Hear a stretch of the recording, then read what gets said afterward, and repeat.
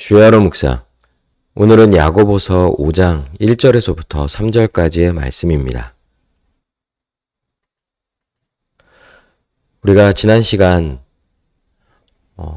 안개와 같은 인생에 대해서 살펴보았다면 오늘은 낭비하는 인생입니다. 여러분, 우리가 우리의 삶을 생각할 때 어떻게 하는 것이 잘 사는 것이며 지혜롭게 사는 것일까요? 그런데 성경에서 말하는 지혜는 세상에서 말하는 지혜와 확연히 다르죠. 특별히 오늘 본문은 이제 부자들에 대해서 말합니다. 부자들의 어리석은 삶, 또 낭비하는 삶에 대해서 꼬집는데요. 1절에 보니까요. 들으라 부한자들아 너에게 임할 고생으로 말미암아 울고 통곡하라.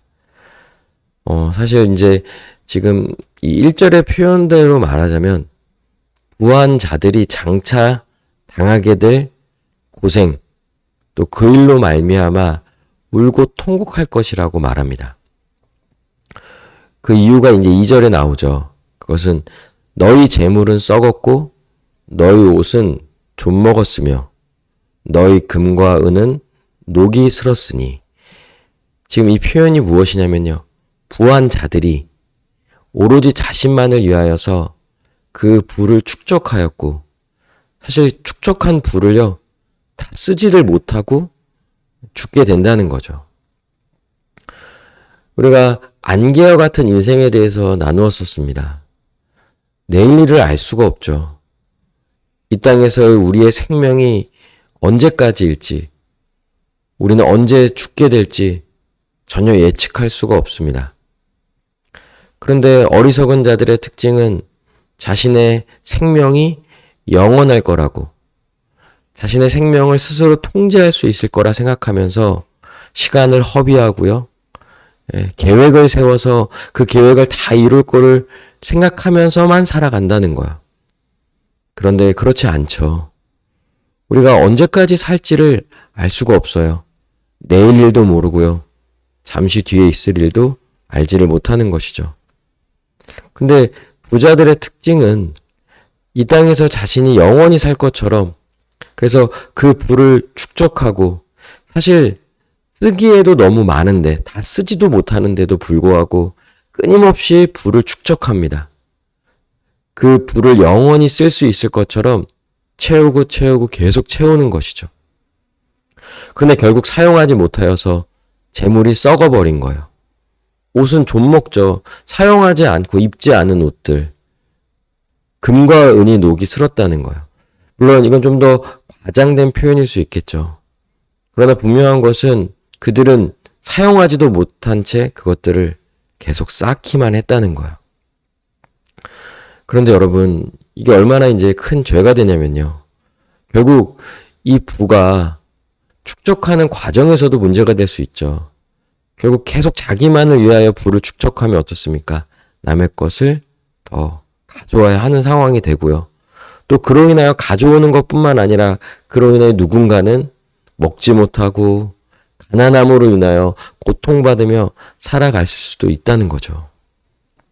단순히 쌓아놓은 것들을, 축적한 것들을 사용하지 못하는 것만이 아니라 마땅히 해야 할 일, 마땅히 도움을 받아야 할 대상들, 가난함으로 인하여 고통받는 많은 사람들이 있는데 그런 자들을 하나도 돌보지 않은 채 오로지 자신의 욕심과 그 욕망을 채우고자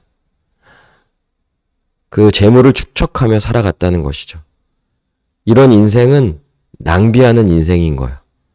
여러분, 낭비한다는 건 막 사용하는 것만이 아니라 마땅히 써야 할 때도 쓰지 않는 것도 낭비하는 인생인 거예요. 결국 그 인생을 하나님의 뜻에 합당하게 자기의 것을 내어주면서, 여러분, 자기의 것을 내어준다고 할 때 성경이 강제로 합니까? 하나님은 기본적으로 우리에게는 일용할 양식을 주시죠. 우리가 하루하루를 살아갈 때 필요한 그 모든 것들을 하나님은 제공해 주십니다. 또한 그래서 그보다 더 많이 가진 것들에 대해서는요, 하나님이 나누라고 주시는 거예요. 어려운 자들, 가난한 자들을 도우라는 것이죠.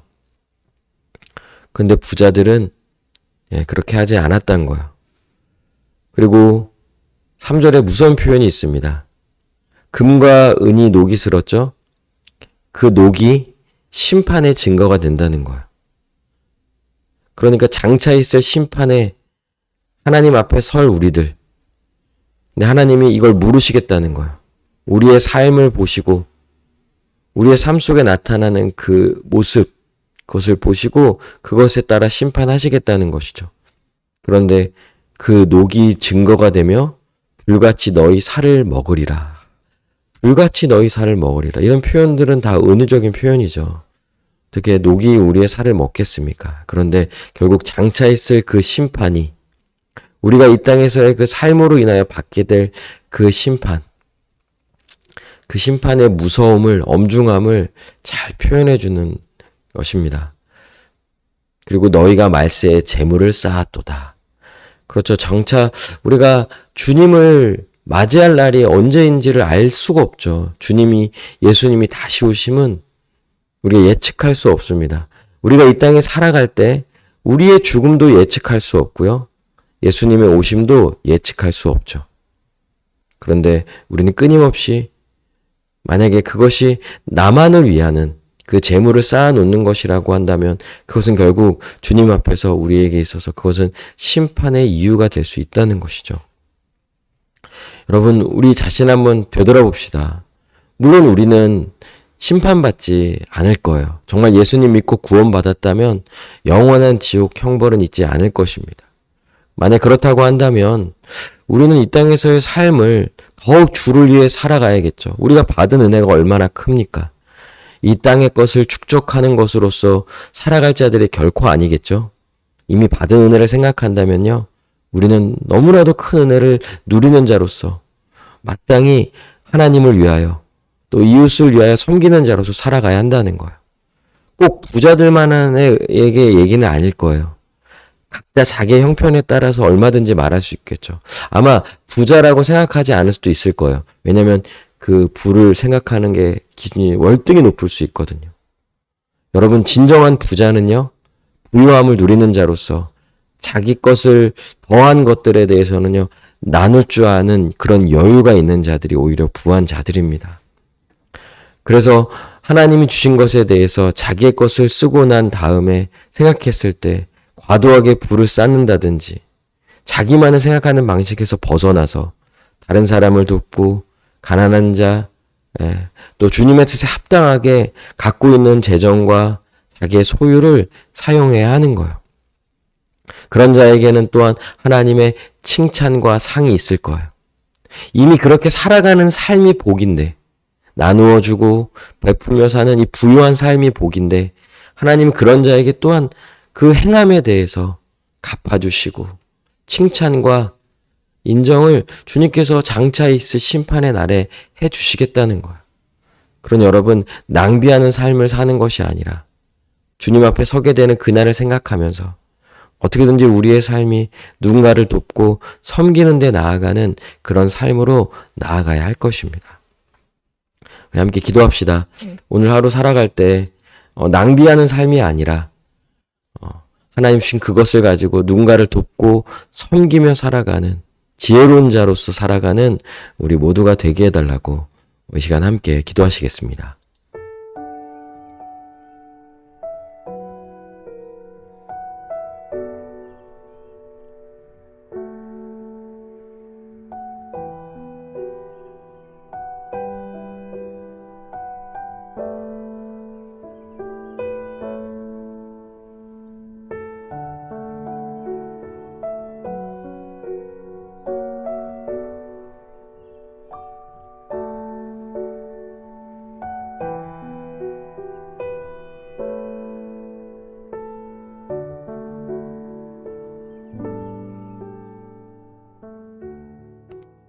기도합니다.